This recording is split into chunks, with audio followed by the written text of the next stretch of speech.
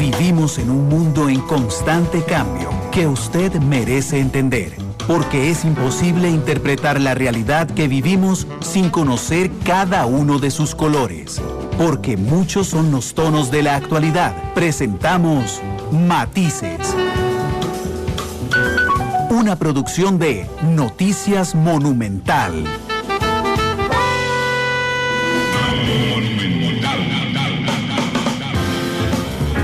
La radio de Costa Rica, 2 de la tarde con 4 minutos. ¿Qué tal? Muy buenas tardes, bienvenidos al programa de hoy. Yo soy Randall Rivera y les agradezco enormemente que nos acompañen en este segundo programa de la semana. Hoy regresamos a horario normal, gracias a las personas que nos hacen su reporte de sintonía a través del Facebook, como William Daniel Barrantes, que nos cuenta que está en Esparza. En este instante está calientísimo. También a Vinicio Barrantes. Chelita, gracias por el café. A Vinicio Barrantes, a Alberto Bremer, que dice que este es su programa favorito, a Marco Vargas también, que nos acompaña. Y yo les recuerdo que además de escucharnos en vivo en radio, pueden vernos también en vivo a través de Facebook. Ahí pueden dejar sus comentarios o preguntas. Pueden también escuchar mañana el podcast en Spotify y en Apple Podcast. Y también pueden ver el programa esta noche a las 7:30 en Canal 2. Así es que muchas gracias por estar con nosotros. Hoy me acompaña el equipo legal del presidente de la República, Carlos Alvarado. Son los abogados don Roger Guevara y don Rodolfo Brenes. Don Roger, ¿cómo le va? Bienvenido a Matices, ¿qué tal? Gracias, Randall, gusto en saludarlo a usted y a todos sus radioescuchas. Muchas gracias, don Rodolfo, ¿cómo le va? Bienvenido a Matices. Buenas tardes, don Randall, gracias y saludos a usted y a todas las personas que nos acompañan el día de hoy. Muchas gracias a los dos por estar con nosotros. Yo sé, eso se lo digo a nuestra audiencia, que hoy juega Keylor Navas contra el Barça, yo lo sé, pero no se preocupe, pueden quedarse viendo el programa, yo les voy a decir cómo va la cosa en el Camp Nou, la cancha del Barça, que ha atacado 2 veces ya al Paris Saint-Germain, y va bien la cosa para los que vamos con el París. Son las 2:06, yo les iba a pedir, yo he intentado o intentaré dividir la entrevista de hoy en varias partes. Una es la comparecencia o interpelación, depende del enfoque desde donde uno lo vea. Lo otro son las filtraciones en el proceso y finalmente el proceso como tal. Pero quería arrancar con lo que pasó la semana pasada en la Asamblea Legislativa. Y quería pedirles que según su visión me cuenten por favor qué diferencia hay, no legal o constitucional, sino en la práctica. ¿Qué diferencia puedo notar yo en la práctica entre una comparecencia y una interpelación en la Asamblea Legislativa? El que guste, adelante.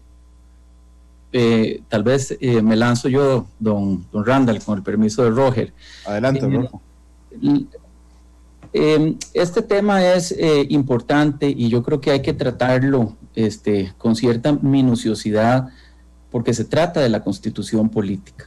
Tal vez en la práctica la diferencia fundamental que uno puede constatar es que las comisiones investigadoras del Congreso tienen una finalidad específica. Entonces, cuando se llama a una persona a comparecer, es para que declare sobre el tema específico para el cual fue llamado.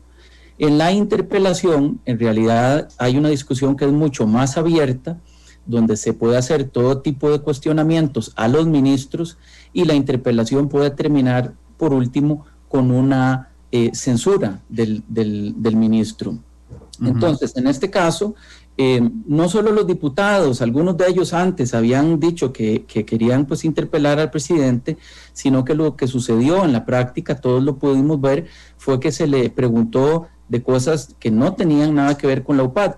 Y algo que es muy interesante es que no lo dejaban responder. Es decir, don Carlos fue a dar las explicaciones de lo que él sabe y de lo que le consta, y cuando quería explicar no lo dejaban hablar. Entonces, ¿cuál era el propósito? Era de verdad investigar cómo fue que se creó la UPAD, cómo fue que funcionó, o lo que se buscaba era tal vez hacer un espectáculo de tipo político. Yo no lo sé, son preguntas para los señores y señoras diputados, pero sí creo que ahí hay una diferencia importante entre lo que es una comparecencia y una interpelación.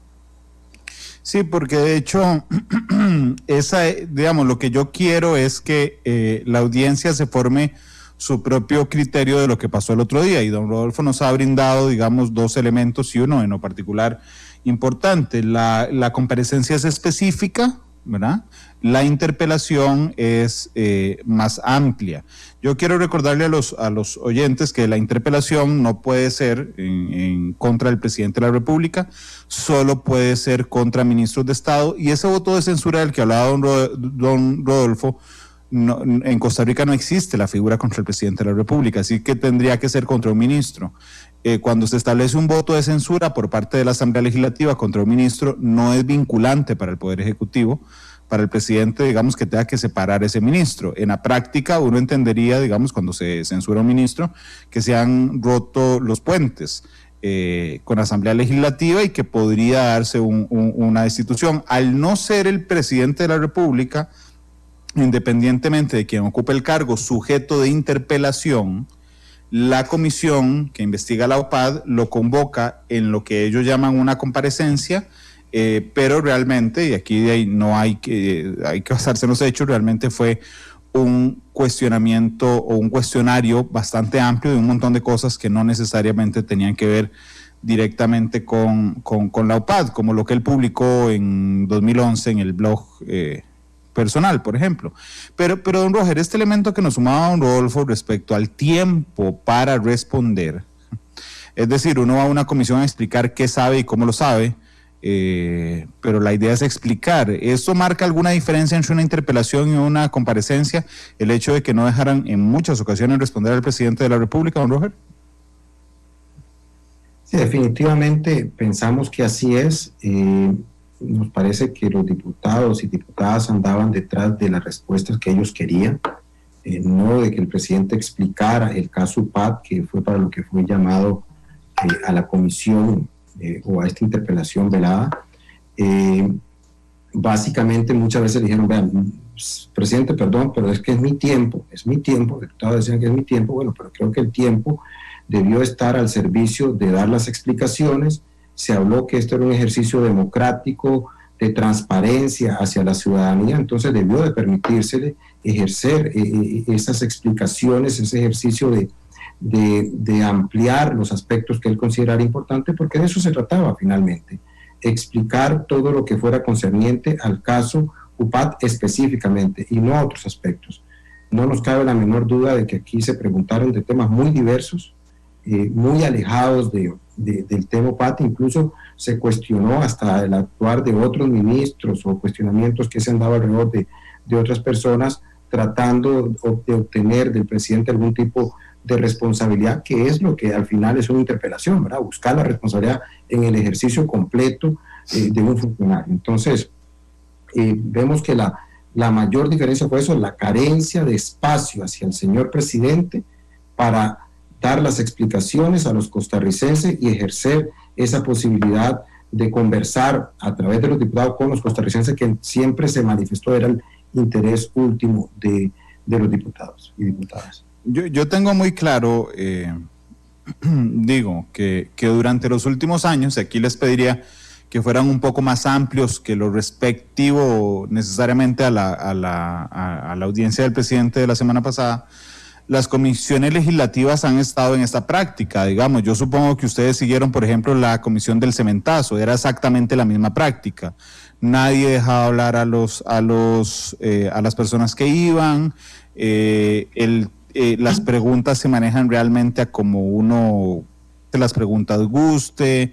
La Sala Constitucional ha insistido en que se respete el debido proceso, pero con todo el respeto ahí no hay proceso, es decir, no existe un proceso al cual apegarse, porque prácticamente está montada sobre lo que se le ocurra a cada uno de los diputados. Por eso les dije que si podían ser un poco más amplios, don Rodolfo, en esto, de notar que las comisiones investigadoras de la Asamblea normalmente caen en lo que podría llamarse este tipo de excesos. Sí, tal vez quisiera, digamos, devolverme un poquito y señalar que en realidad en el diseño que hizo nuestro legislador constituyente, las comisiones juegan un papel muy importante, un papel que es de control político, pero que es fundamental en una democracia.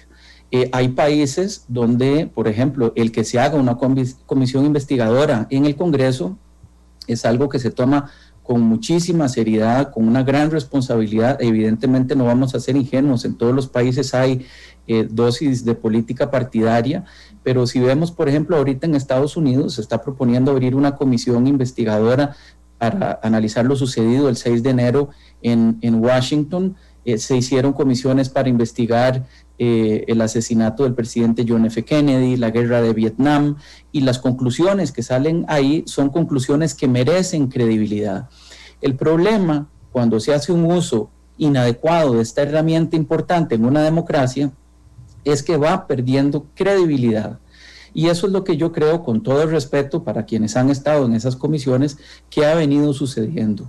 Que más allá de ejercer ese control político serio y responsable, se ha utilizado como una herramienta para a veces hacer un espectáculo, para a veces denigrar a algunas personas, para tomar posturas con fines político-electorales, y eso no le hace ningún favor a Costa Rica.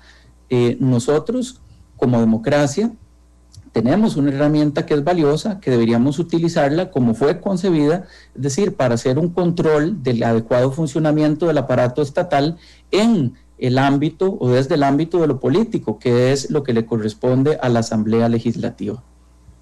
De hecho, para las personas que me dicen, aquí alguien ya me dijo, un típico paclover defendiendo al presidente.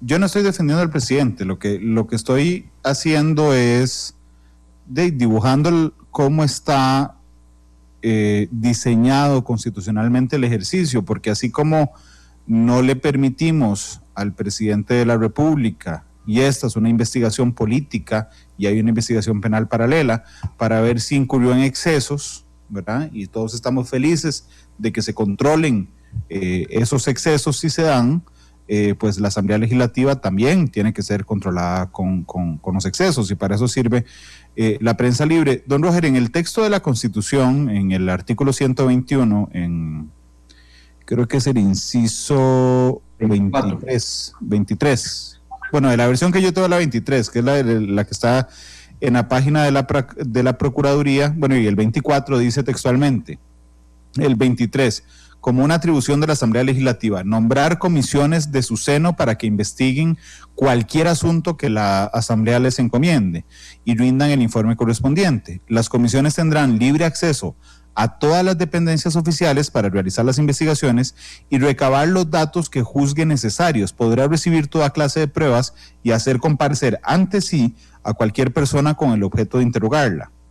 Y el 24 dice, formular interpelaciones a los ministros de gobierno y además por 2/3 de votos presentes, censurar a los mismos funcionarios cuando a juicio de la Asamblea Legislativa fueran culpables de actos inconstitucionales o ilegales o de errores graves que hayan causado o puedan causar perjuicio evidente a los intereses públicos.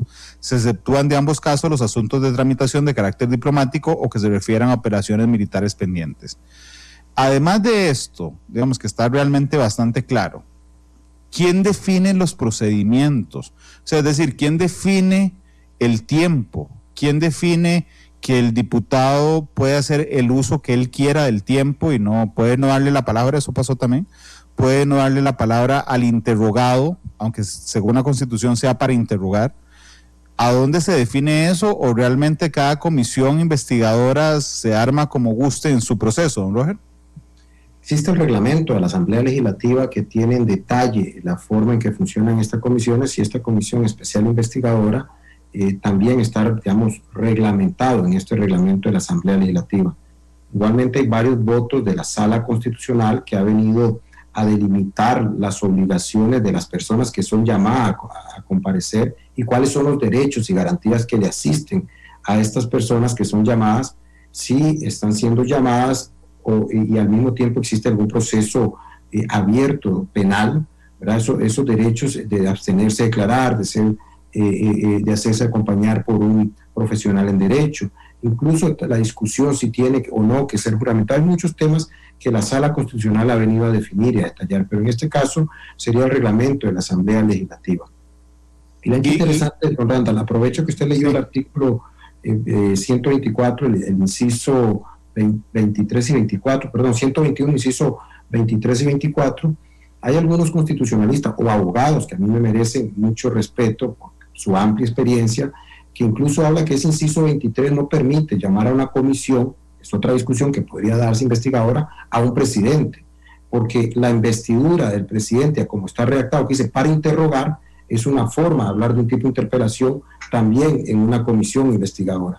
Y el inciso 24 solo lo previó para los ministros también la interpelación propiamente. Entonces, yo he escuchado profesionales en derecho con mucho criterio, con mucho ejercicio y bagaje a nivel nacional, que han dicho que incluso los precedentes de haber convocado en su momento a José María Figueres y a Guillermo Solís a una comisión investigadora, también creo hay un precedente legislativo que va en contra de la propia Constitución.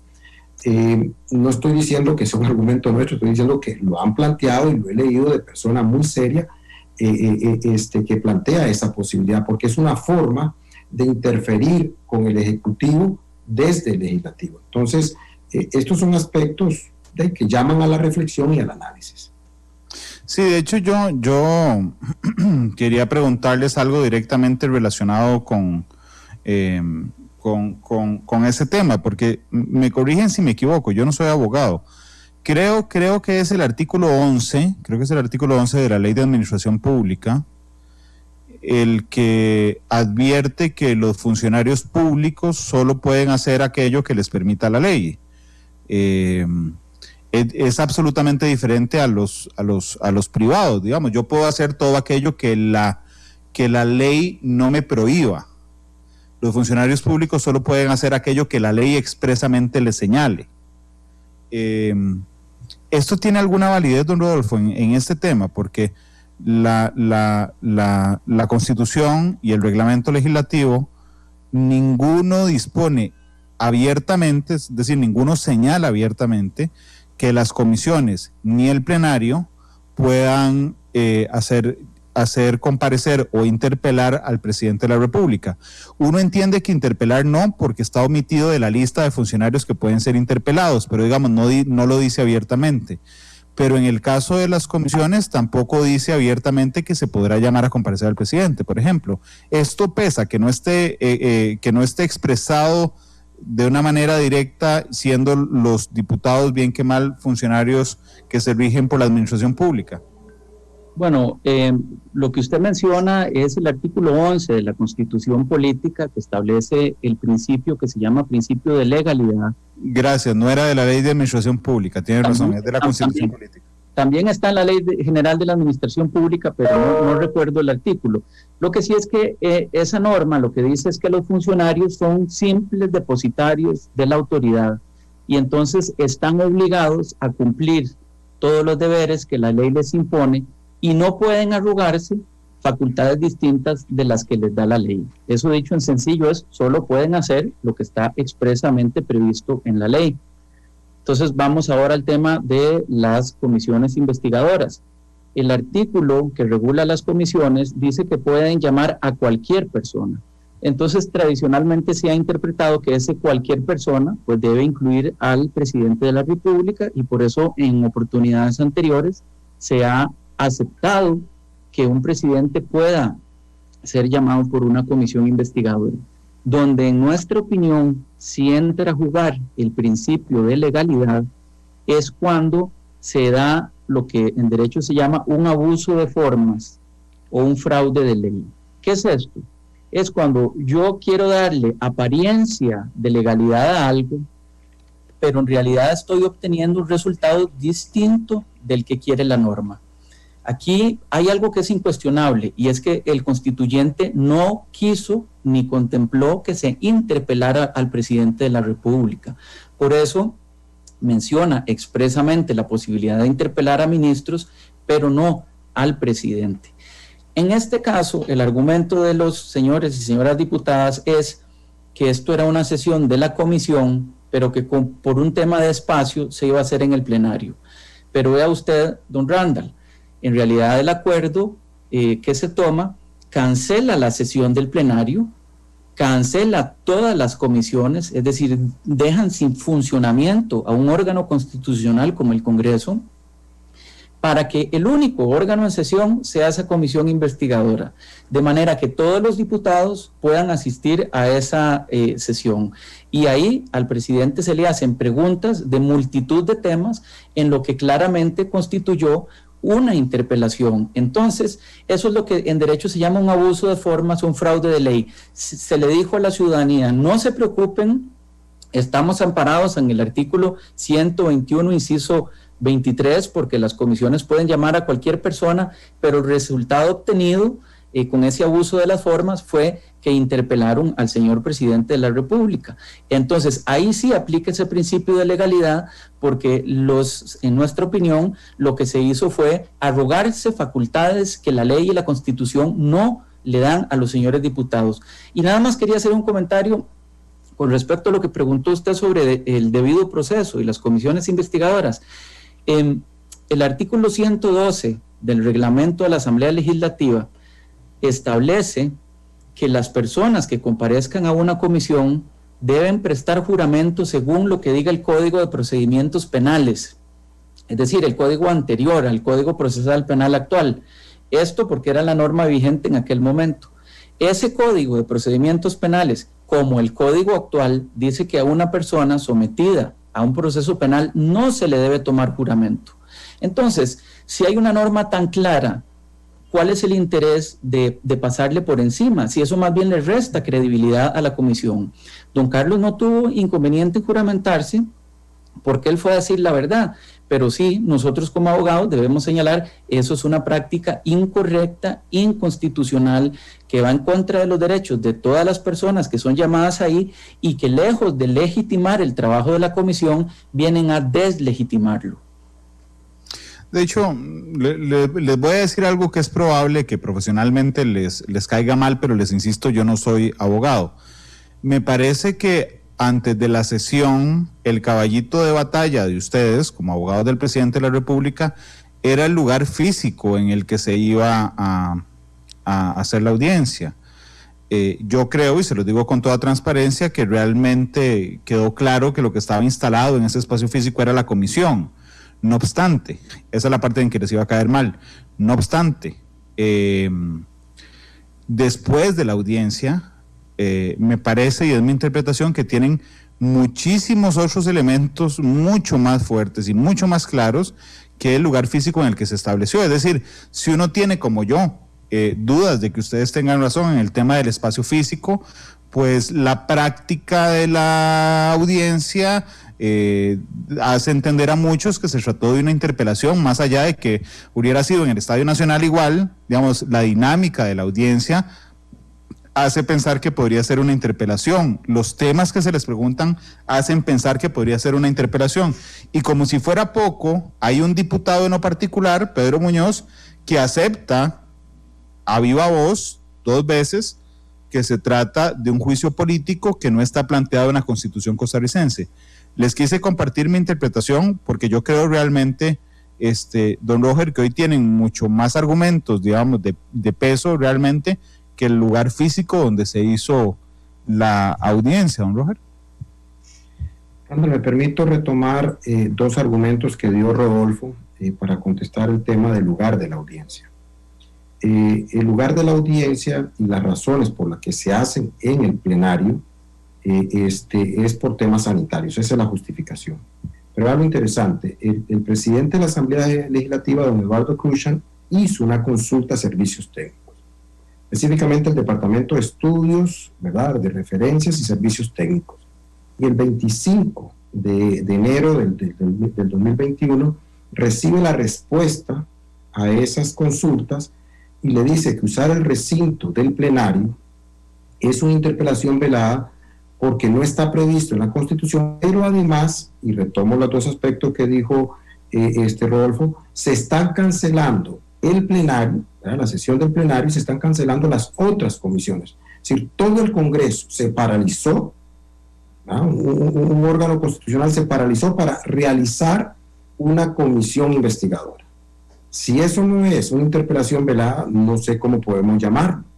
Y no lo decimos nosotros, este término lo usa Servicios Técnicos ante una consulta específica y le dice, no solo usar el recinto del plenario, cancelar la sesión del plenario y cancelar las otras sesiones de las demás comisiones es improcedente y puede rozar con la Constitución o roza con la Constitución. Y refiere, aquí lo más importante, hace una referencia y transcribe parte de otro informe técnico que habían emitido el 13 de agosto del 2014 a solicitud del entonces presidente Henry Mora, donde ese dictamen de servicios técnicos hace un análisis muy rico histórico desde 1949 y cuál fue el sistema que nuestros constituyentes eligieron entre el sistema parlamentario y presidencialista y cuáles fueron los rasgos que, digamos, decidieron tomar de uno u otro para crear un presidencialista limitado, y de ahí es donde surge qué puede hacer la Asamblea Legislativa y qué puede hacer el presidente. Entonces, ese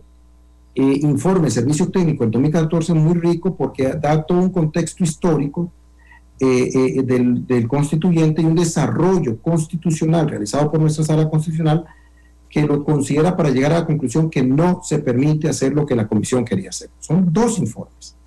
Entonces, no es que sea un caballito de batalla nuestro, es que nos parece que hay criterios técnicos emitidos a consultas específicas para esta audiencia que negaban la posibilidad de hacerlo y aún así lo hicieron. Además de todos los elementos que usted ha mencionado y que Rodolfo ha resumido muy claramente que sucedió, y todos los que hemos tenido la posibilidad de ver la interpelación que le hicieron al presidente, cómo se desarrolló y lo que han manifestado cada uno de los diputados. Don Rodolfo, ya le doy la palabra, nada más permítame contarles que va perdiendo el Paris Saint-Germain 1-0, gol de Lionel Messi de penal. Se lo hizo a Keylor, que casi la tapa. Hay 2 tapadas de Keylor en los primeros minutos del partido, pero bueno, vamos perdiendo, los que vamos con el París 1-0, don Rodolfo. Es para que nadie se nos vaya a ver el partido, sino que se queden aquí en paz. Voy también con Keylor y el Paris Saint-Germain. Gracias por la información. Nada más quería decirle, don Randall, viera que usted decía, no se enojen conmigo, en lo absoluto. Nosotros estamos aquí porque estamos conscientes del importante rol que juega la prensa en una sociedad democrática, de la naturaleza de interés público de este caso, y venimos a contestar todas las preguntas que usted tenga y aclarar todas las dudas que giran alrededor de este caso, porque comprendemos la importancia que tiene para la ciudadanía. Así que bienvenido sea el escrutinio, la crítica y la duda, porque de eso se trata esto. Muchas gracias, don Rodolfo. De hecho, yo digo, a veces he pensado mucho sobre este tema. Yo a veces creo que efectivamente, es una diputada a la que respeto muchísimo, la presidenta de la comisión, doña Silvia Hernández, que doña Silvia en su foro interno realmente deseaba que fuera una comparecencia. Lo que pasa es que también a veces me animo a pensar que es la pésima preparación de muchos diputados los que convierten en la práctica una interpelación, echando a perder el trabajo de los diputados que sí son más serios. ¿Y por qué lo digo? Porque yo creo firmemente en la importancia de las comisiones investigadoras de la Asamblea Legislativa. Lo que pasa es que son los mismos diputados desde adentro, algunos, los que bombardean estos ejercicios y generan una incertidumbre y una torpeza enorme. Y antes de darle la palabra, gol del París, Mbappé, van 1-1 ya, así que va bien la cosa. Don Rodolfo, aquí le voy a preguntar algo anecdótico. Pocas veces yo he notado, digamos, una estrategia que a mi gusto fue tan clara de comunicación unida con la jurídica en esta administración. Es decir, el presidente de la República, primero hacen una campaña los ministros y la primera dama, digamos, de apoyo al presidente. Inmediatamente el presidente entra al plenario donde estaba sesionando la comisión, se juramenta, no va con ningún abogado, lo que tiene 2 lecturas, una jurídica, en el sentido de que el presidente no necesitaba consejo legal inmediato, digamos, y otra en comunicación, de decir, bueno, no, yo estoy tan seguro que aquí vengo solo. Pero el presidente durante toda la sesión intenta lograr que algún diputado mencione el término interpelación. La mayoría se cuida de ellos hasta que llega Pedro Muñoz y lo dice un par de veces, pero digamos, es muy claro para la audiencia que el presidente incluso le dice, pero usted me está interpelando, pero cuando vine a esta interpelación, es decir, había una intención del presidente de la República porque alguno aceptara eso. Y al final se llevan en bandeja tres cosas que me parece que para ustedes tienen mucha importancia jurídica. Un diputado aceptando que es un juicio político, ¿verdad? En varias ocasiones, que además no puede decir que se equivocó porque lo dijo y lo recontraafirmó. Las preguntas de otros temas que no tienen que ver con la investigación de fondo, ¿verdad? Y en tercer lugar, la falta de cortesía siquiera del debido proceso para que el presidente respondiera a lo que les preguntaron. Les dije que era casi anecdótico, porque realmente con toda la transparencia les quiero preguntar si esa era la estrategia, que es muy legítima, la estrategia de defensa del presidente de la República, y le salió perfecta desde el punto de vista de ustedes. Don Rodolfo, don Roger. La estrategia, don Randall, era que el señor presidente fuera a decir la verdad de lo que le constaba y de lo que le sabía, porque don Carlos en realidad no tiene absolutamente nada que reprocharse. Aquí no hay ningún delito. Cuando se publicaron las primeras noticias alrededor de esto, pues uno entiende que todo el mundo se puede haber preocupado. Si se avisa que si se informa que hay una agencia de espionaje, pues yo mismo me preocupé, me sorprendió.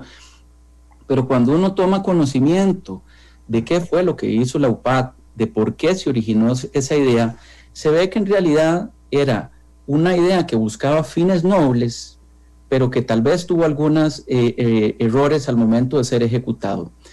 Entonces, lo que se le dijo a don Carlos fue, usted puede ir tranquilo, en efecto, sin la presencia de abogados, porque no necesita un consejo legal inmediato, y él fue a rendir las explicaciones que los diputados le permitieron hacer.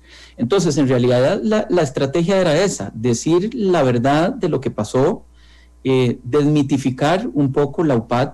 No es esa agencia de espionaje, de hecho es muy revelador que los diputados pasaron de una posición inicial cuando esta comisión se creó de investigar esa agencia de espionaje y ahora resulta ser que la gran preocupación de los diputados es que dónde están los datos o que cuál fue la seguridad con la que se manejaron los datos.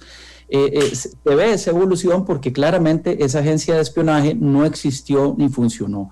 Lo que se trató fue de hacer política pública a partir de la evidencia y de los datos, como lo recomiendan las mejores prácticas de la OCDE, y esa es una herramienta útil que, como don Carlos insistió, ojalá no dejemos de lado como país, y la estrategia era esa, que don Carlos fuera y contara lo sucedido y que aclarara todas las dudas.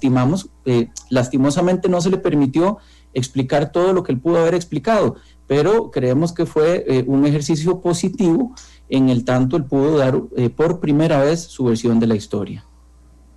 Don Roger, entiendo, digamos, que además la estrategia de defensa, aunque don Rodolfo me explica que esa era, pero entiendo que también es un tema de que ustedes manejan, por supuesto, en su fuero confidencial con su cliente, que en este caso es el presidente de la República.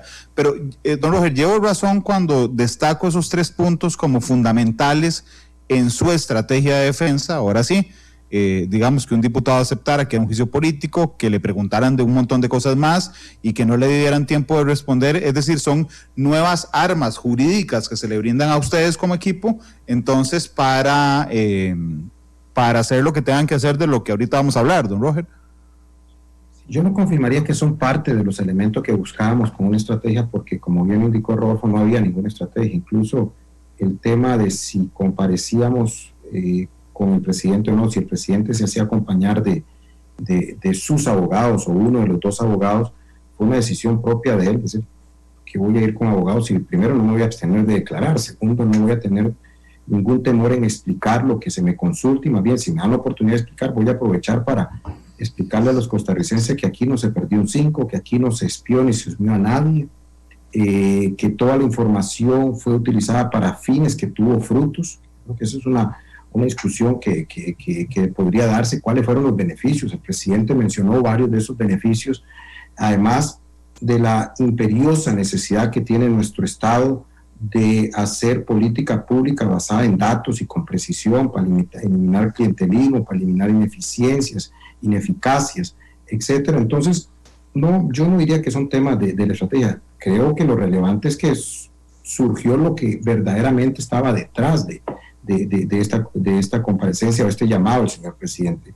Una interpelación velada que un diputado lo reconoció expresamente, como ese era el interés, le hicieron consulta que no tenía que ver con el tema único que podían haberle consultado, y definitivamente se dieron otros temas que no esperábamos nosotros, porque que llegara a ese nivel las filtraciones que se han dado en este caso, ¿verdad? Entonces, no son resultados propios de la naturaleza de lo que fue planeado y planificado, nos parece a nosotros veladamente, y que no se pudo sostener en una congruencia de que era una comparecencia ante una comisión especial investigadora. Son las 2:39 minutos de la tarde. Nos está escuchando don Saúl Weisleder, que fue presidente de la Asamblea Legislativa en 1997, que le mando un abrazo, diputado por el Partido de Acción Nacional. Y don Saúl dice, bueno, Randall, yo realmente hubiera preferido que no hubiese sido en el salón del plenario, por ejemplo, la comparecencia del presidente. Y me llama la atención porque don Saúl no solo es un gran tipo, sino que además fue un presidente de la Asamblea Legislativa de un partido que hoy es oposición. Entonces me pareció oportuno y le agradezco mucho que esté escuchando el programa. Nada más a quienes están comentando ahí, vean, yo siempre dejo que comente quien quiera, o sea, realmente incluso los troles, no tengo ningún problema, bienvenidos los troles, los queremos mucho, pero hay si alguno falta el respeto, y ahí Edmund, yo he dejado que escribas todo lo que quieras, pero hay uno en el que está faltando el respeto, si vuelves a seguir a faltar el respeto te bloqueo. Y antes de que me echen la conversación sobre libertad de expresión, el artículo 13 de la Convención Interamericana me permite hacerlo, así es que puedes decir lo que quieras sin faltarle el respeto a nadie. La última pregunta respecto a este tema tiene que ver con que si ya decidieron acudir a la Sala Constitucional, don Roger me dijo el jueves, que creo que fue el día que lo entrevisté en el noticiero, que sí iban a acudir, pero que los elementos de acudir a través de un recurso de amparo los iban a determinar esta semana. ¿Ya definieron cuándo? ¿Ya definieron con qué argumentos, don Roger? Sí, Randall, es una decisión que sigue bajo análisis, ¿verdad? Y estudio. Realmente es importante entender aquí las diferentes dimensiones y aristas que giran en torno a una decisión de tal relevancia. Don Roger, perdón, pero usted me dijo que sí iban a ir, solo que estaban analizando los argumentos. Totalmente, pero yo aquí tengo que reconocer que me precipité en adelantar una decisión que todavía no ha terminado un estudio y análisis que se requiere, ¿verdad? Okay. Este análisis que estamos haciendo lleva mucho tema de legitimación, de cuál es la vía correcta, ante qué instancia, quién o quiénes podrían o qué órgano podría, si es que corresponde, si le corresponde a la defensa, al señor presidente. No, entonces un análisis integral, pero tenga seguridad que una vez que esa decisión ya esté determinada, así la vamos a anunciar como lo hemos hecho Rodolfo y yo cuando anunciamos los temas que se han hecho o las acciones que hemos tomado. Pero sí sigue siendo una decisión que estamos rumiando, que estamos analizando a profundidad y en forma exhaustiva, que además requiere muchas otras aristas que estamos considerando. Hay dos amparos y un habeas corpus que no los presentaron ustedes directamente relacionados con este tema. Sé que no son parte, por supuesto, pero el tema está relacionado con ustedes. ¿Ustedes saben si ya a esos dos amparos y al otro que no entiendo porque es un habeas, se le dio admisibilidad en la sala, si se ha rechazado ad portas? ¿Saben algo de esos procesos? No, desconocemos el estatus completo. Rodolfo, yo no sé si ha chequeado, por lo menos yo no he chequeado ni nadie del equipo ha chequeado, entonces ignoramos realmente cuál es el estatus.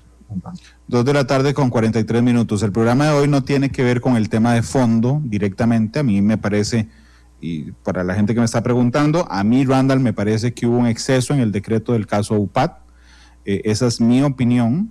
¿Quién cometió el exceso? ¿Por dónde se cometió? Si se pidieron o no, lo determinarán tanto a nivel político, la Comisión Legislativa, como a nivel penal, que realmente la importante en esto, la Sala Tercera de la Corte y la Corte Plena en segunda instancia, en caso de que llegue a un proceso penal contra el presidente de la República. Esto tiene que ver con el proceso que siguen las comisiones investigadoras, de los excesos en los que podría incurrir, y en cuidar nuestra institucionalidad, porque finalmente, ya sea que hoy, mañana, dentro de un año, las comisiones investigadoras que se generen por lo que sea, no violen los derechos de las personas que acuden como comparecientes o personas que ocupen cargos públicos. Imagínense ustedes que un error de esta magnitud en un proceso, en este o en un proceso posterior, podría ser incluso que alguna de las partes, insisto, no estoy hablando de este proceso en lo particular, alguna de las partes, por ejemplo, acuda posteriormente a la Corte Interamericana alegando alguna violación a sus derechos y se traiga abajo, como se lo recordarán ustedes, don Roger y don Rodolfo, por ejemplo, el tema de cuando se nos obligó al país a generar los tribunales de apelación, porque no dábamos suficientes garantías. Así es que lo que hay que cuidar es eso. Yo leí, y esta sí es la última pregunta respecto a esto, leí el editorial de La Nación, creo que fue el sábado o el domingo, no estoy muy claro, respecto a estas comisiones legislativas y a la falta de un debido proceso, que realmente es lo que a mí me preocupa fuertemente, porque la sala puede decir, respetes el debido proceso, pero ¿dónde está el debido proceso?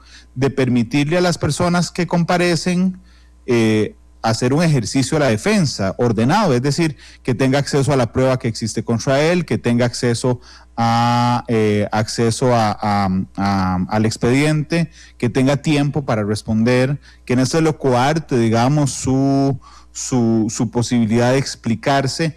Y leí también un artículo hoy de el abogado Alejandro Robles, también en el diario La Nación, donde hace hincapié, digamos, en la violación al debido proceso en el que pudo haber incurrido esta comisión y las comisiones investigadoras a lo largo de la historia. Simplemente quería, don Rodolfo, un breve comentario final.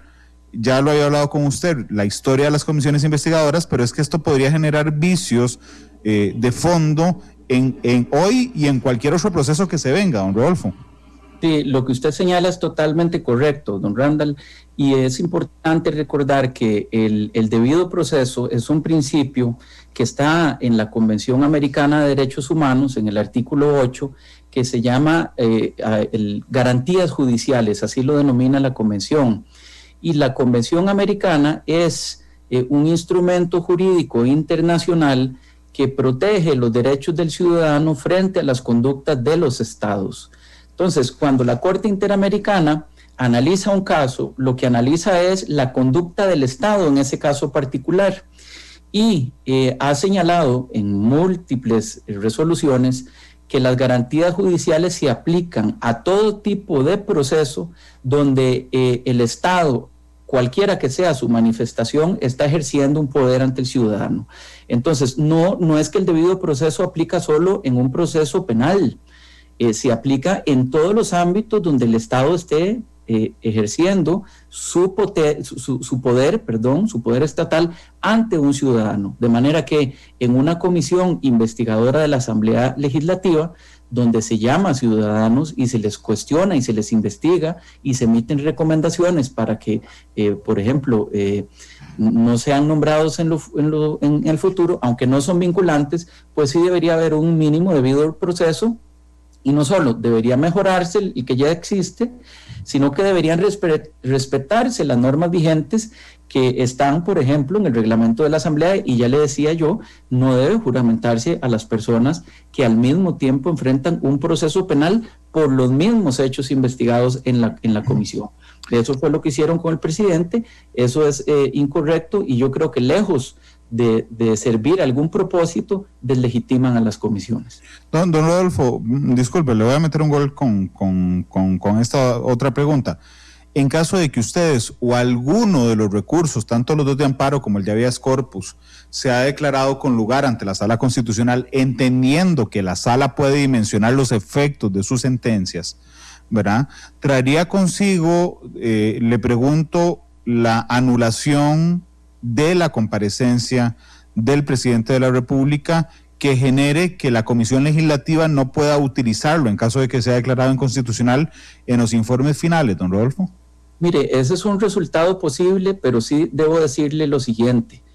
Nosotros, como abogados del presidente y don Carlos Alvarado, somos los más interesados, y nosotros sí somos los más interesados, no como dice la Fiscalía, en que se establezca la verdad.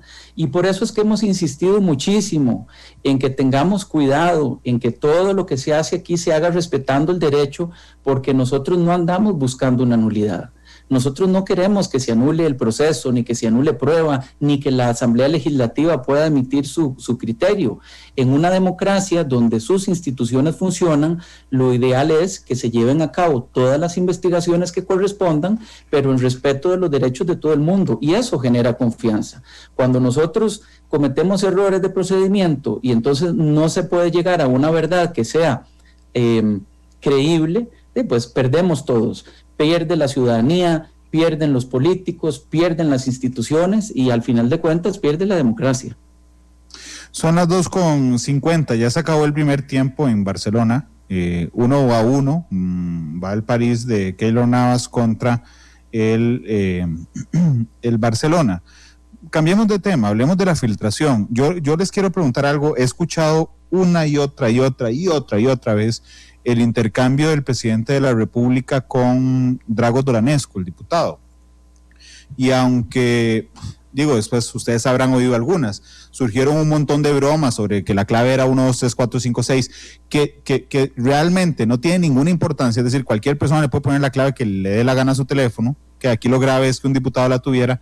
Yo no encuentro, y quiero que ustedes me lo aclaren, un momento en el que el presidente acepte que esa es la clave. O sea, simplemente el presidente le dice a Doranescu, ahí está demostrada su mala fe, pero yo no encuentro, porque un montón de medios de comunicación titularon que el presidente aceptó que era la clave, o lo mencionaron en su artículo, pero yo no encuentro realmente un solo momento donde el presidente diga, sí, esa es la clave. El presidente lo que dice es, eso demuestra su mala fe, pero no acepta expresamente que esa sea la clave. Podrá parecer anecdótico, pero también con esto es un llamado a nosotros mismos, los medios de comunicación, de tener cuidado con lo que sostenemos después cuando escuchamos al calor del momento las declaraciones. Don Roger, ¿el presidente lo aceptó o se refería a la mala fe del abogado sin aceptar esto?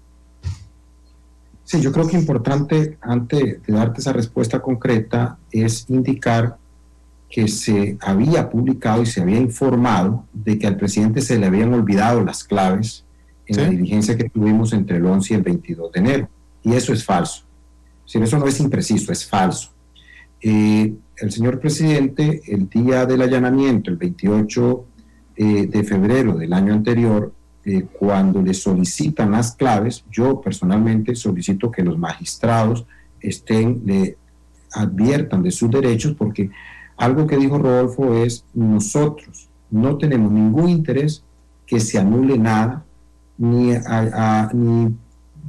digamos, tomar temas procesales para anular temas. Lo que queremos es que se respete el debido proceso y las garantías constitucionales.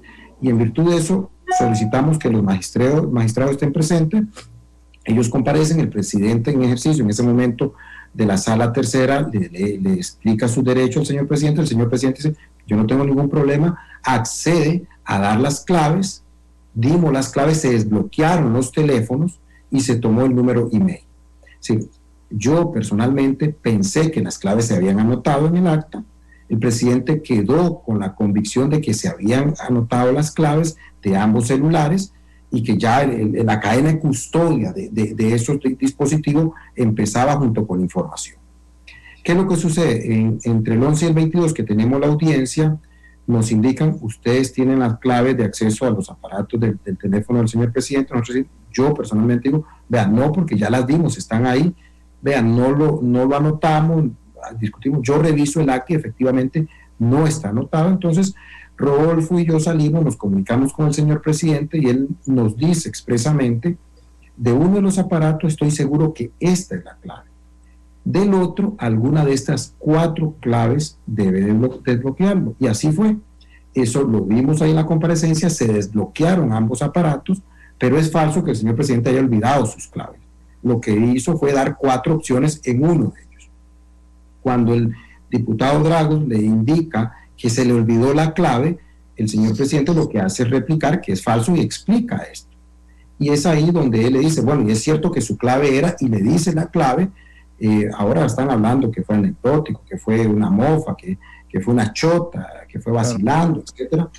Pero es claro que la reacción del presidente lo que hace es confirmar que la pregunta que le hizo el señor Dragos, conociendo una de esas claves, fue de mala fe.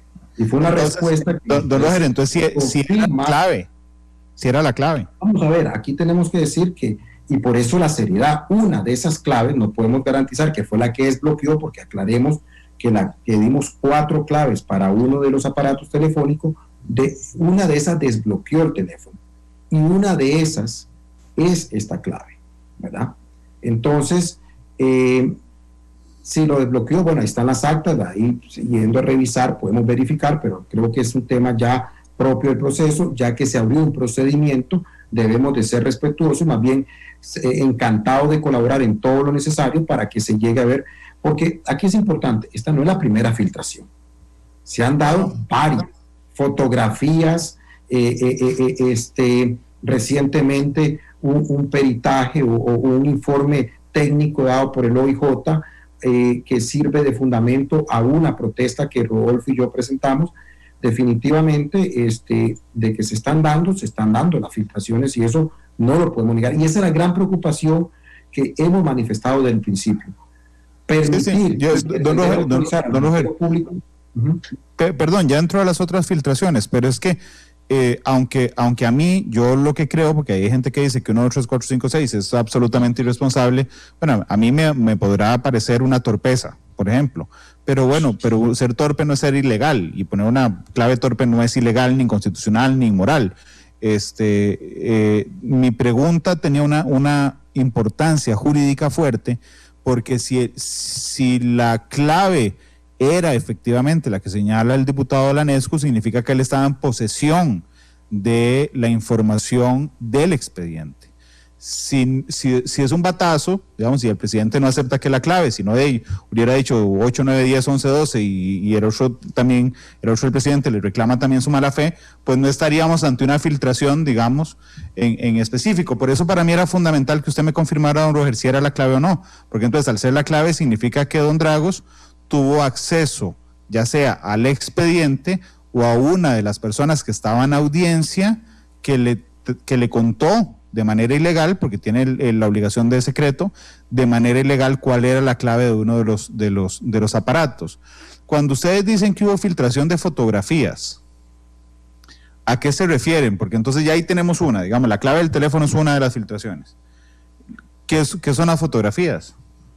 Le comento, el día que se hace el allanamiento, por decir, si mi computadora está en el escritorio ahorita acá, entonces ponen, digamos, evidencia número 1, evidencia número 2, estos cartelitos en amarillo con números negros, y le toman una fotografía para evidenciar que el aparato, digamos, de computadora se encontraba en el lugar, en este caso en el escritorio, y eso empieza a respaldarse. Bueno, esas fotografías ya las hemos visto en medios digitales también.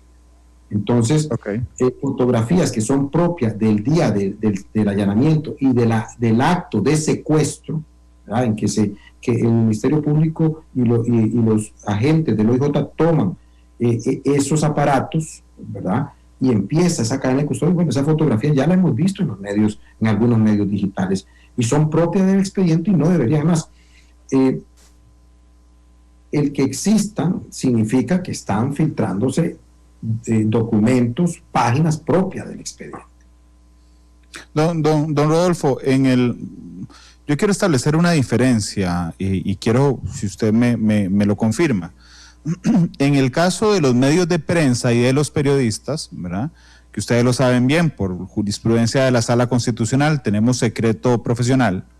Eso nos hace que no solo, digamos, yo no pueda revelar mi fuente, sino que mi computadora, mi libreta de apuntes, mi correo electrónico, en el caso de los periodistas, al igual que en otras profesiones, está amparado por ese secreto.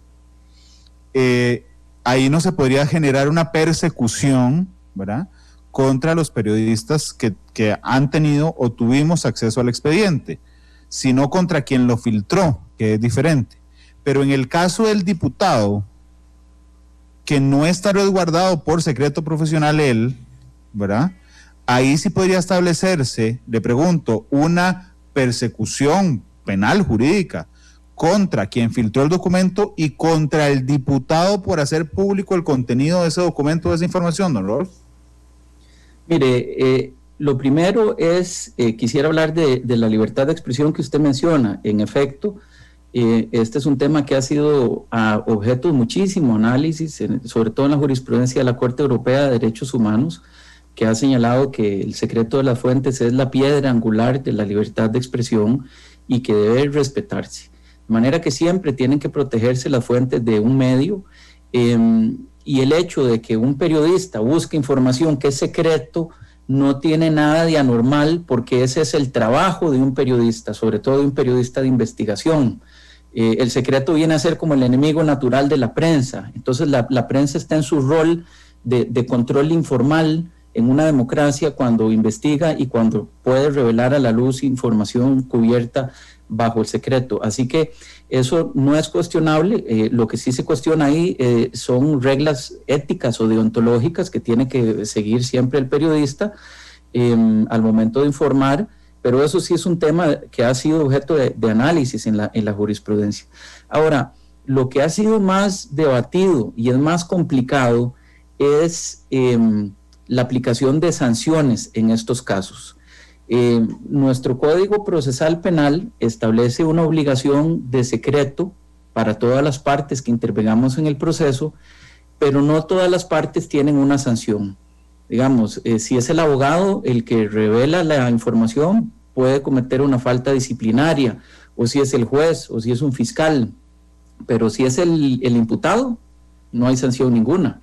Claro. Entonces es muy difícil controlar eso y sancionar. De hecho, esto no es nuevo. En el caso de don Miguel Ángel Rodríguez, él presentó una queja ante la inspección judicial y presentó un recurso de amparo, y la queja ante la inspección fue declarada sin lugar porque no hubo manera de determinar quién era el origen de la filtración, y la Sala Constitucional en su sentencia reconoció que hay un fenómeno recurrente de filtración de información de procesos judiciales, y que en casos de alta mediatización, de interés público, donde hay muchas partes involucradas, es muy, muy difícil ejercer un verdadero control e identificar a los responsables. Creo yo que hay una obligación del Estado como tal de preservar esa privacidad de los actos, porque al final de cuentas una información incontrolada de lo que sucede en un proceso judicial viene a perjudicar o puede perjudicar la presunción de inocencia, que es un derecho fundamental. Y termino con el punto concreto. ¿Cuál es la sanción? Bueno, que yo conozca, nunca se ha aplicado una sanción penal por un hecho de estos. De hecho, hay ciertas normas penales, como divulgación de secretos, que están en el Código Penal, que tienen dificultades de tipicidad. Entonces, me parece bien que se investigue, aun y cuando creo que nuestra legislación no tiene claramente regulada esta materia en el ámbito de lo penal, que es lo que está haciendo el Ministerio Público. Claro, pero don Roger, por ejemplo, si ustedes se dan cuenta que yo tengo el expediente, yo, Randall Rivera, ¿verdad?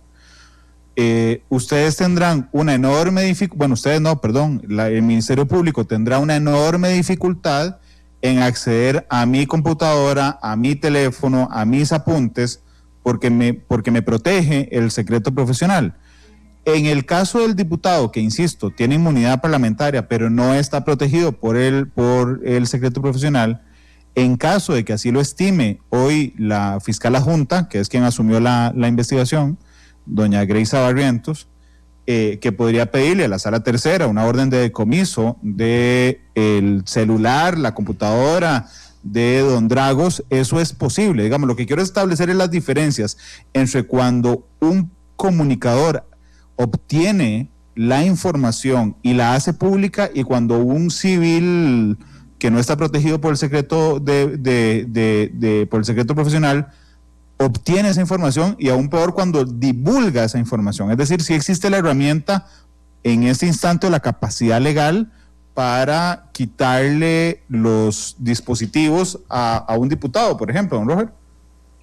Sí, yo creo que usted mencionó un artículo ahora importante que Rodolfo explicó, que es el artículo 11 constitucional, igual se refleja en el artículo 11 de la Ley General de Administración Pública. Definitivamente sí, pienso que la Fiscalía estaría en toda la potestad, si así lo autoriza un juez de garantía, en este caso, la Sala de Casación Penal, que es la Sala Tercera que le corresponde, de accesar a esos dispositivos. Recordemos algo muy importante aquí, don Randall, el allanamiento a casa presidencial se da únicamente basado en impresiones de un periódico digital.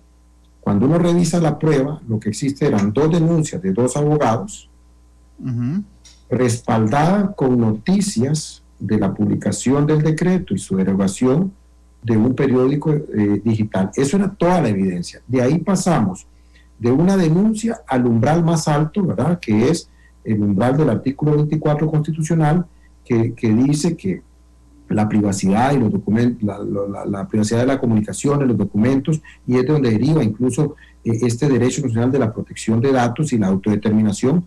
A brincar ese umbral solo fueron con noticias de un periódico digital. En este caso, uno diría, hay más elementos, porque hay la manifestación viva de un diputado indicando, conocer la clave, diciendo la clave, ¿verdad?, en un tema de un acto formal de una comparecencia o una interpelación velada del señor presidente. Los argumentos están, es una decisión que tendría que valorar esa fiscalía a cargo de ese proceso, al igual que los magistrados, si así se les es solicitado. Yo nada más quiero corregirme en algo. Yo dije que sería la fiscal adjunta Grace Barrientos, pero no, es la fiscal subrogante, que es doña Cris González, quien investigará entonces o liderará la investigación sobre las filtraciones, porque como es de conocimiento público, ayer lo informamos aquí en Noticia Monumental, la fiscal general, doña Emilia Navas, se inhibe de conocer este tema en lo particular. Me hablaron ya de 2 filtraciones, bueno, de 3, si lo veo como el expediente completo, que tiene que ver con la clave del celular, con documentos, con el expediente en sí, físicamente o digitalmente, y con fotografías, ¿verdad? Por ahí se ha hablado de correos electrónicos y de que se revisaron los correos electrónicos antes de que se aperturara una audiencia. ¿Qué me pueden decir de eso? ¿Nos pueden explicar a qué se refieren con eso, don Rodolfo? Sí, claro, gracias por la pregunta. La tercera, o una filtración adicional, tiene que ver con la publicación de un informe que preparó el OIJ a solicitud de la Fiscalía General y que un medio de prensa digital dice tener el informe. ¿Cuál es el tema? Cuando se hicieron los allanamientos en casa presidencial, una de las cosas que nosotros alegamos es que la Fiscalía se extralimitó porque se llevó todos los correos electrónicos del señor presidente y nosotros decíamos, pueden llevarse todos los que tengan relación con la UPAD, pueden filtrarlos con un software forense que tiene el OIJ y llévense todos los de la UPAD, pero sí hubo un exceso porque se llevaron todos los correos del presidente. Entonces, nosotros en abril presentamos una protesta ante la Sala Tercera alegando ese exceso. En junio se hizo la primera audiencia ante la Sala Tercera que debió suspenderse por las razones que ya todos conocemos. En julio nos notifican a todos que la audiencia se va a repetir el 26 de agosto. 27. El 27, perdón, gracias Roger, el 27 de agosto. Ese día 27 de agosto estuvimos 12 horas discutiendo si el Ministerio Público se había excedido o no en el secuestro de los correos electrónicos del señor presidente. Nuestra sorpresa fue que descubrimos que luego en diciembre se le agregó al expediente un oficio firmado de puño y letra por doña Emilia Navas, que es un acta de apertura de evidencia y que dice que el 26 de agosto, es decir, un día antes de que íbamos a discutir la legalidad de esa prueba, se hizo la apertura de la evidencia que contenía el disco duro con todos los correos del señor presidente. Entonces, nosotros eso lo consideramos muy grave por varias razones. La Fiscalía sabía que estábamos cuestionando la legalidad de esa prueba y aún así hizo la apertura.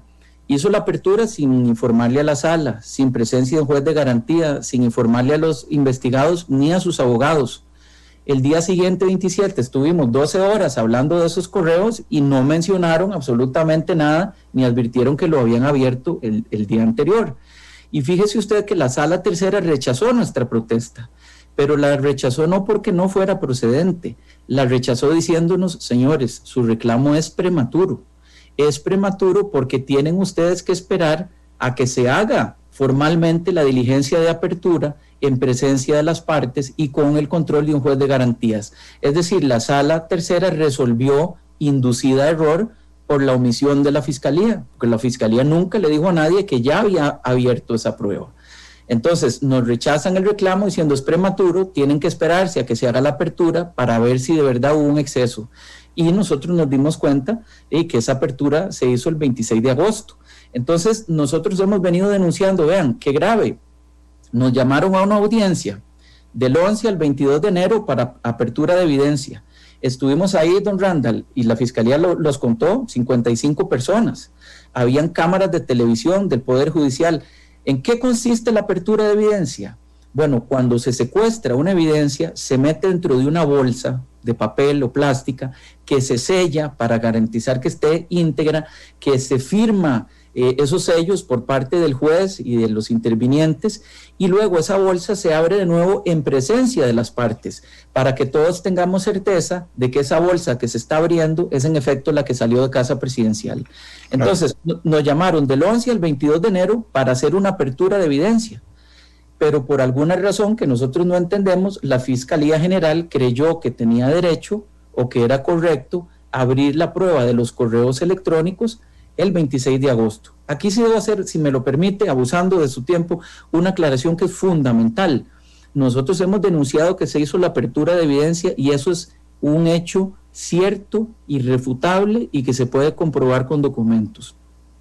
En su defensa, la Fiscalía General lo que dice es que ellos no se han impuesto del contenido de los documentos. O el OIJ produce un informe en que dicen que los documentos no se han alterado ni han sido modificados. Nosotros no hemos dicho eso. Yo no puedo saber, porque yo no tengo el disco, si el disco fue abierto, si fue manipulado, si fue revisado. De lo que sí tengo certeza es que se hizo la apertura del disco que contenía todos esos correos de una manera que consideramos que es irregular. Y por eso lo pusimos en conocimiento de la sala tercera, para que la sala nos diga, sí señores, hubo un defecto procesal o no veo ningún problema en lo que hizo la Fiscalía. Yo quisiera hacerles una pregunta de procedimiento, por ser un proceso excepcional, digamos, cuando son miembros de los supremos poderes, y aquí lo comparto con la audiencia, cuando cualquier civil que no sea miembro de los supremos poderes se enfrenta a un proceso penal, el procedimiento que se sigue es que el Ministerio Público investiga, ¿verdad? Llega a una conclusión, la conclusión puede ser desestimar, es decir, aquí no hay delito y desestima, o puede ser acusar, que es ir donde un juez penal a presentarle la acusación, en una cosa que se le llama audiencia preliminar. En esa audiencia preliminar, el Ministerio Público dice, sí, yo voy a acusar a Randall Rivera, aquí tengo esto, tengo estas pruebas, tengo a tales testigos, y en esa audiencia preliminar el juez va diciendo, ok, ese me cumple, la defensa tiene algún elemento para refutar esa prueba que se está aportando, ok. Eso, en caso de que el juez de audiencia preliminar decida que sí se cumple, digamos, con los requisitos para acudir a juicio oral y público, se va a juicio ante un tribunal penal. En caso de que ese juicio, las partes pueden apelarlo ante un tribunal superior y finalmente, ante el Tribunal de Apelaciones y finalmente ante la Sala de Casación. Ese es el proceso normal. Ahora, cuando hay un caso de los supremos poderes, no es cualquier fiscal el que tiene que llevar esto, sino tiene que llevarlo la fiscal general. La fiscal general va y le dice a la sala tercera de la Corte, que es el juez de garantías en este proceso, que necesita allanar Casa Presidencial, que necesita llevarse el teléfono. La sala tercera lo acepta o lo rechaza, se presenta la acusación ante la sala tercera de la Corte, que una vez generado el proceso de que la Asamblea Legislativa levante o no la inmunidad, hace un juicio y en caso de apelación se acude ante la Corte Plena. ¿Por qué conté la historia completa? Porque yo tengo una duda, es que hay un paso que me falta. El paso que en los procesos normales tenemos los civiles de ir a una audiencia preliminar, donde se revisa la prueba, digamos que se cumpla con la prueba, donde se admite la prueba, para ir a juicio oral y público. ¿A dónde está en el caso de los supremos poderes? Es decir, ¿ante quiénes reclaman ustedes antes de ir a un juicio que es una prueba que se consiguió de manera ilegal o legal, o que no están de acuerdo en tal testigo, o que se ha excedido, o lo que fuera? ¿Dónde está la figura de la audiencia preliminar en este caso? Sí, bueno, en este caso no existe audiencia preliminar. Algo interesante de la descripción que haces de el proceso penal contra la figura de los supremos poderes es que es un proceso especial, que tiene un capítulo especial e indica que en lo que no esté regulado se debe seguir el proceso ordinario. Pero esa etapa preliminar como tal no existe. En este caso, esta audiencia, por decir algo, que se realizó entre el 11 y el 22 de enero, fue una delegación, una comisión que hizo la Sala Tercera ante un juez penal para que fungiera como juez de garantía, ¿verdad? Y la apelación, que en el caso específico presentamos, luego tiene que conocer la sala. En caso de que el Ministerio Público, luego que haga su investigación en esta etapa preparatoria, decida acusar o desestimar, lo remite directamente a la Sala Tercera, a la Sala de Casación Penal. En el caso que es una acusación, va a analizar los elementos de si hay pruebas suficientes, de si cumple con el tipo penal, y si considera que esos parámetros pasan, lo manda a la Asamblea Legislativa para que se haga ahí el proceso de desafuero como tal. Si en la Asamblea Legislativa, después de seguir el procedimiento que se reglamenta también en el reglamento de la Asamblea Legislativa, se nombra una comisión especial, se le permite al presidente ir a comparecer, se lleva la decisión al plenario. Si el plenario decide levantar el fuero, ¿verdad? Porque lo que se protege aquí es la investidura de la presidencia, eso se remite a la Sala Tercera, y ahí sí entramos en una etapa de juicio que mezcla un poco, porque también permite una etapa de investigación, si es necesario, que tiene que realizar uno de los magistrados de la Sala Tercera.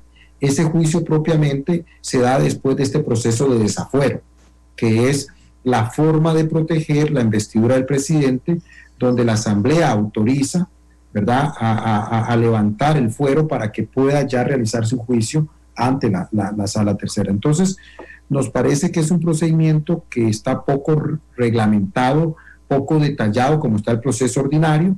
Nos remite al proceso ordinario en aquellos temas no reglamentados, no regulados, y eso pues deja lugar a varias dudas. Pongo un ejemplo, don Randall, de qué dudas puede ser.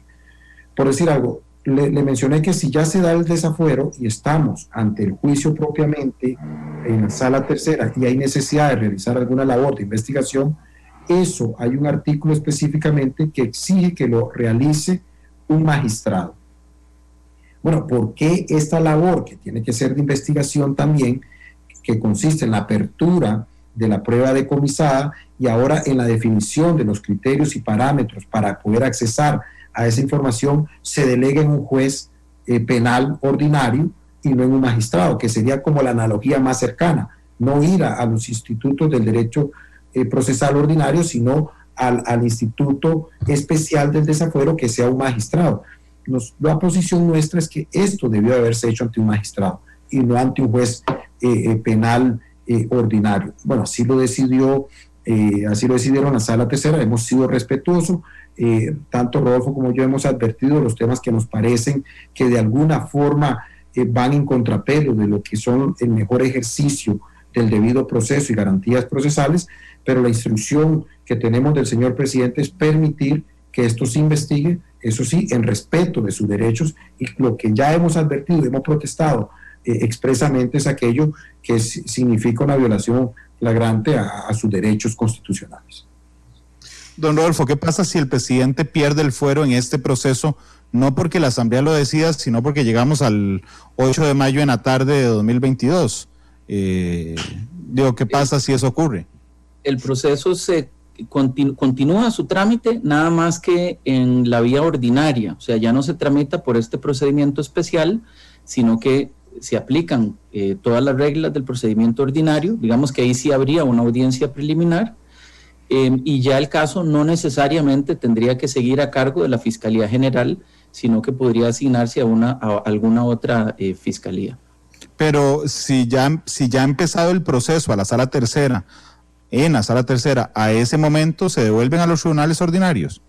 Dice usted en una fase de juicio. ¿Sí? Bueno, no, porque ya ahí debería estar levantado el fuero.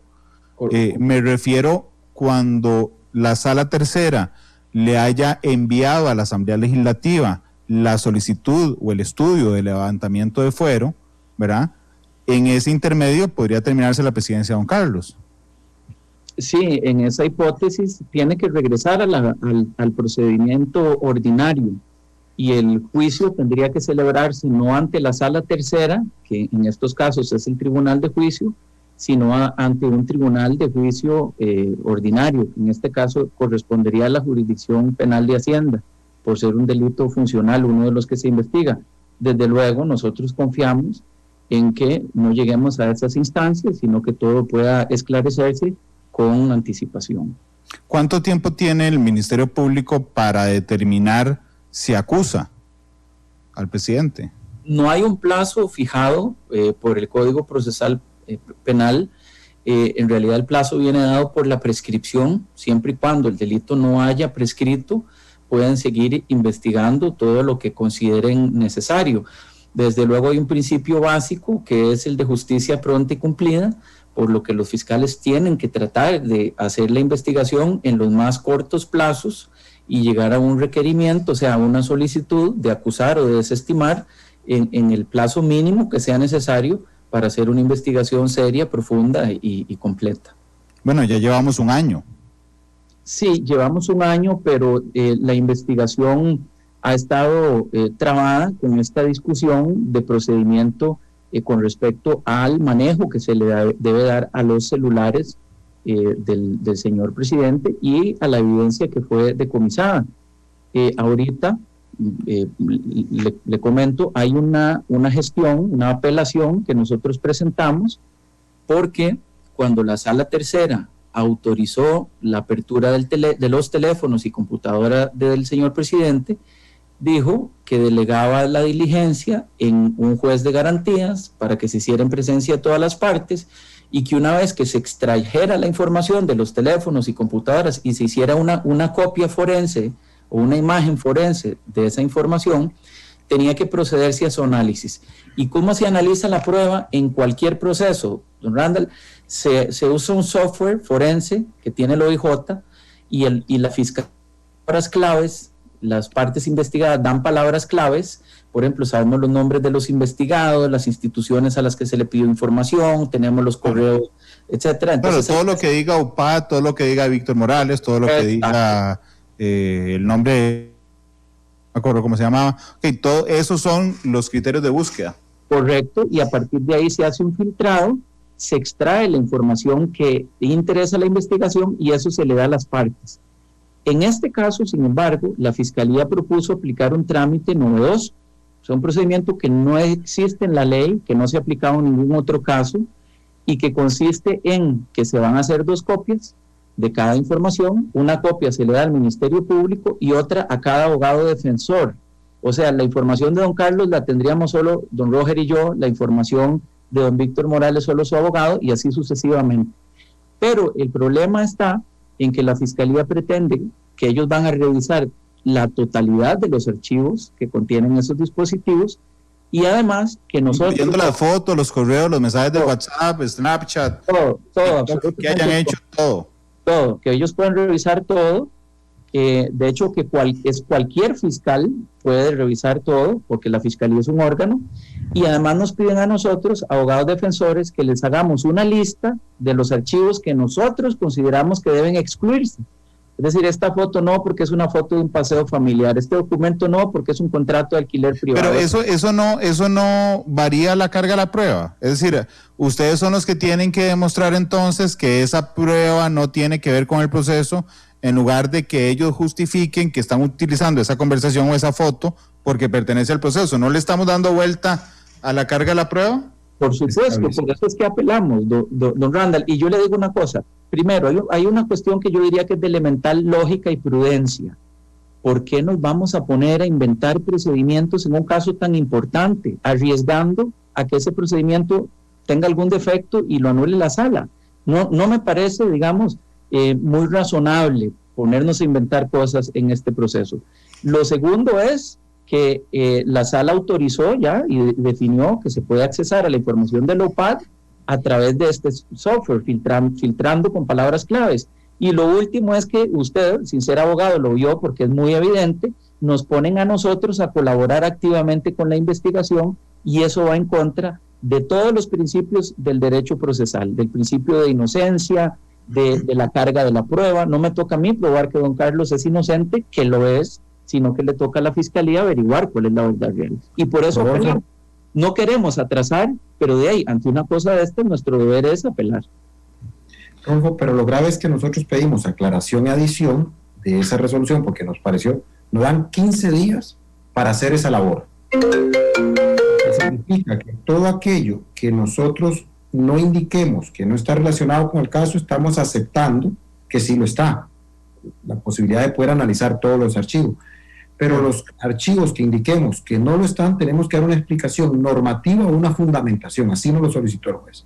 Es decir, no solo tenemos que decir porque es un paseo familiar y está protegido por el artículo 24, pero tenemos que dar explicación normativa y fundamentar jurídicamente. Sí, es al revés.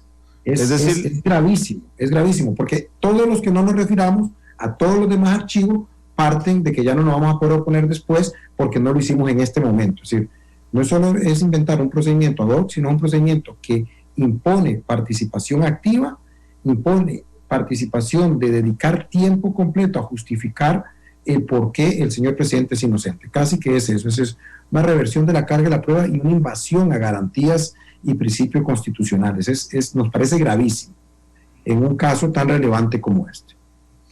Permítame, son las 3:26 y ya Glenn me recordó que debo la pausa comercial, mil disculpas. Igual, este proceso se ha inventado un montón de procedimientos. Ve usted cómo don Jesús Ramírez se inventó cómo estar en audiencia sin estar en audiencia, porque realmente estaba en cualquier lado excepto en audiencia del presidente de la República.